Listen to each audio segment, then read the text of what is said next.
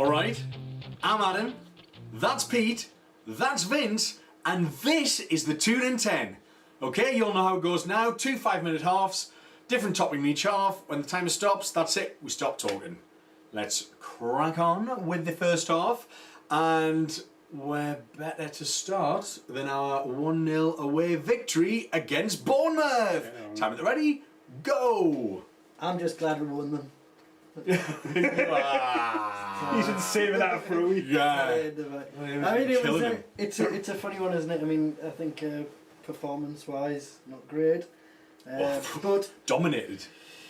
yeah. To be honest, whatever. Who cares? Move on. 1-0. When it was such, it really was at this early stage of season a 6-pointer. So We've had a tremendous. few games this season where we have played well and we probably didn't get a draw that we might have deserved or a win that we might have deserved. So it's classic. It's typical that we then play appallingly, get absolutely dominated by a newly relegated side, have one shot on target, score from it, and have 2 shots altogether, and somehow come away with a clean sheet. Somehow, awful finishing. I know I've come away with the clean sheet. Remember 2 weeks ago, you guys were crying for Valdez, and we were talking about take him in a heartbeat. Coming out. The Dilch has gone and done it. I said we should stick with the Dilch. What a game! What a game!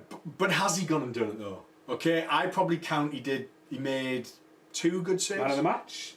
He did get man of the match. He made 5 saves altogether, and because most of their shots were off target, he made 5 saves, and I probably count that 2 of them I would thought were pretty good. There's one where a free kick swung in and he had to tip it round, and there's the one which sort of came off his hip, off the post and out. But apart from that, so that header, what is it with straight you? down his. No, but I'm just you saying. did this about Butland as well. You criticise his goalkeeper. No, I didn't. I said no. I think if anything, I probably criticised our finishing in that game because a lot of the stuff was right at him.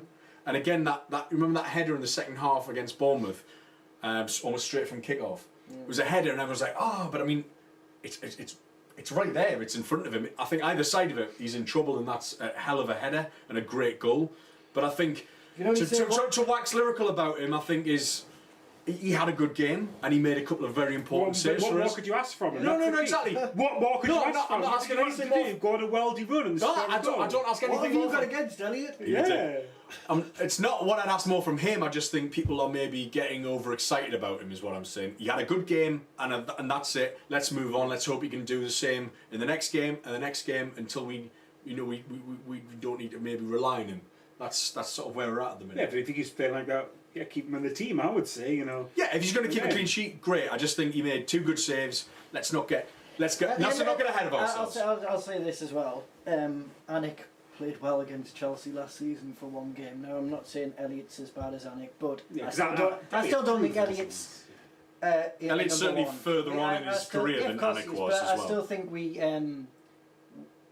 I don't think we can rely on Elliot all season. But I think it puts this emergency loan thing to bed, does it not? I don't know. He's He's now pulled out of Island games, Elliot, so he might actually still be injured. He played against doctor's orders. We might still be in the shit on this one. So I don't think it puts it to bed at all. And if he went on a bad run of form where he's sort of like, we just can't rule it out. I honestly still think if the chance is there for a world-class goalkeeper, we can't afford to just dilly. What about the rest of the team then? Defensive performance good, would you say? We conceded a lot of chances. We got dominated. I think some of our defence is. I mean, I remember Anita in the space of 5 minutes. I think from about the 6th minute to 11th minute, made 3 glaring errors that let them in. They were on one. I mean, they were very proactive, and I just think they played good football. Yeah, they did absolutely, and I just think they didn't get a point out of that, or even 3 points out of that, because of their own undoing, their own finishing. Well, it's Callum Wilson. If Callum Wilson was playing for them, it would have been 3 or 4-0 the other way. And I just think that we, as a defence, we still allowed them in. We still didn't do our job. They still created 20-odd chances. Spoke about last week, Tiote's performance. I don't think that he's getting better for me. I think he's progressing. Okay, he's I just think that pairing is too weak, and it obviously didn't. The amount of chances they created, the fact that they dominated so massively was down to lack of protection.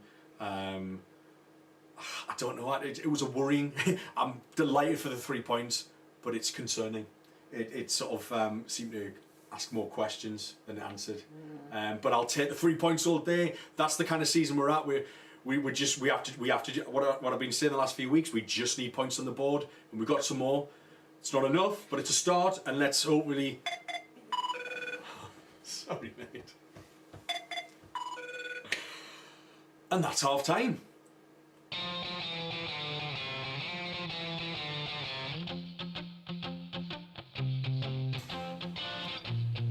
All right, welcome back for the second half.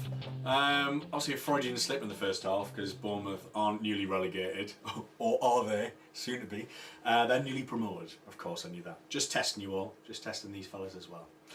Right, second half topic will commence now, and we're going to talk about a rumour that just won't go away. We're going to talk about Mr. Newcastle himself, Mr. Andy Carroll. Time with it ready, go! Peace, I know you're an Andy Carroll fan. Come on, mate, kick us off. No. Well, for a start, I think it's a lot of rubbish. I don't believe. I think it's very good. Really? The last 7 transfer windows worth of rumours are complete rubbish. Yeah, I don't think it's happening, and if it was happening, I don't think it's the right move for Newcastle. To be honest, I don't understand how on earth Mitrovic and Carroll play together. I don't know, and equally, we still haven't addressed the fact that we haven't got people that can put a good ball in the box yet for Mitrovic. So why on earth are we looking at investing yet another person who relies on good delivery? Who arguably only relies on good delivery, and will play about 10 games a season at best. What do you think? I think a fit Carroll I would like to see, because I think it sounds cheesy, but it's a good option off the bench. For me at the moment, our first choice 11 on our bench, we don't really have a game changer on the bench. I mean, yeah, we stick De Jong on for 10 minutes, we stick Torvan on for 10 minutes. But there's not a plan B. That's it. They can't impose themselves on the game. They're not going to come on and bang, change. One of them isn't going to change up the game so much. I think De Jong's ponderous on the ball. I think he's not suited to English football. De Jong's finished. I think Torvan will maybe come all right, but I can't keep thinking to myself, well, why did we bother getting rid of Ben Arfa when Ben Arfa's pulling up trees in France now?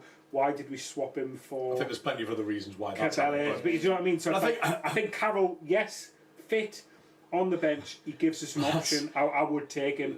5 million, I would take him. Well, obviously, Andy Carroll fit comes with a list of terms and conditions about this big. His warranty's knackered now, like he's done for. I think the only instance I would ever have Carroll back, right, is I'd only pay him a weekly wage if he played. It's a pay-as-you-play. Michael own him. I wouldn't pay any more than 5 million for him. I mean, how many games has he played in the last 3? How many games has he played since we sold him? We got a ridiculously good deal on him, like stupidly good. And I think to even go back and bring him back and give him like ridiculously high wages. On the off chance that he might stay fit and that he's a homegrown lad, would sort of undo that somewhat. I think I'd only pay him play as you play, and he would be a good option off the bench. Yeah. He's not good enough and he's not fit enough to start. See, it's interesting about with a good option off the bench, right? Because my worry always with big players like him is, let's say he does come up, I feel as though the rest of the team, then the game plan's shot and all they do is just hammer it to the big man and you get horrible long balls and no strategy, and I've seen that happen. But then that can be a strategy in itself. It can be, but it's, I don't know. I just don't like the idea that we have to resort to There's that. different in knocking long balls up without sort of focus or direction. And there's another thing to say. Well, we play with a target man. We do play with a target man. We play with Alexander Mitrovic, and we pay a lot. Team to not play rubbish balls, reacting to the, I don't think the players behind him Mitrovic coming off, him coming off, like Cisse coming on to Mitrovic going off. It doesn't work. They're completely different players. The style of play is different. Cisse can't play and hold the ball up in the same way that Mitrovic does. Mitrovic has it into chest. He fends. He sort of jockeys his defender, his marker away. You've got Cisse who's playing off the shoulder of the last man. He's basically doing what Perez is doing, and that doesn't work. He doesn't have the So. pace. In that respect, it would make more sense to have somebody like him, but because of his injury record, you could never ever expect him to start. And I think the only way you could get longevity out of his career now, and we're honestly talking like that because he's mid-20s now, he's suffered a spate of injuries, is the only way is to bring him off 15 minutes at a time, 20 minutes at a time tops, and be that game changer. And he could be effective still, but I don't want to pay him massive wages, and I don't want to pay massive amount of transfer I fee don't think for him there's either. any way Carroll would come to Newcastle without any. I reckon you would have to come with some sort of assurance. He's that got a he- good life in London. No, He's yeah, but married he'd to come. a- The only reason something Carroll girl. would come is if he was given some sort of assurance as a number 9. You've got to believe he's homesick though. You've got to believe he's homesick. And then would compromise Mitrovic if I we started think- to say, oh well, we'll play Carroll. I think people forget how good a player Andy Carroll is. I think his transfer Can fee be. Was. Well, not when he plays. I think people forget his transfer fee was a burden that wasn't his own doing, and his injury record. When Carroll's fit, he scores goals. I think Carroll fit is. I know, but goal that's with it. the game. But that's it. I think he's had that many injuries. When He's fit, not- I don't think comes he's with an not asterisk about it. at the side of it. It's like when he's fit. Not endemic Asterisk, though. They're hardly different ever. injuries. It's not. Bring him back. Bring him home. He's done for. He's a lame horse. Glue factory. Right. Well, that's it, fellas. We're in an international break now, which is no fun for anybody. Although we might get to see Ben Arthur tear up some. Yeah, he's doing well at Nice. He's doing French squad, nice at Nice. He is doing nice at Nice. Very good. Nice life, yeah. Nice King of the life. puns. There he is. So we've got a little bit of wait before Leicester at home. But we've had a few injury comebacks. We've had a few fresh faces in training this week, I believe. So hopefully we'll have not loads of options, but at least a few more than we've been used to. Surely that's something to celebrate. We've got very little else. Anyway, 3 points on the board. That'll do me. Yes, Bring on Jamie Vardy. What have ya? Right. I've been Adam. That's been Pete. That's been Vince. You've been watching the Toon in 10. Subscribe to the YouTube channel. Share with all your mates, all your Geordie friends. Tell everyone you know about us three and this wonderful video podcast. Don't tell everyone. Don't tell your gran. I mean, Well, No, tell them, man. All the talk about is Adam's weight loss anyway. It's really impressive. this one simple trick. Right. People sick. People's head. See you later, fellas. Bye. Bye.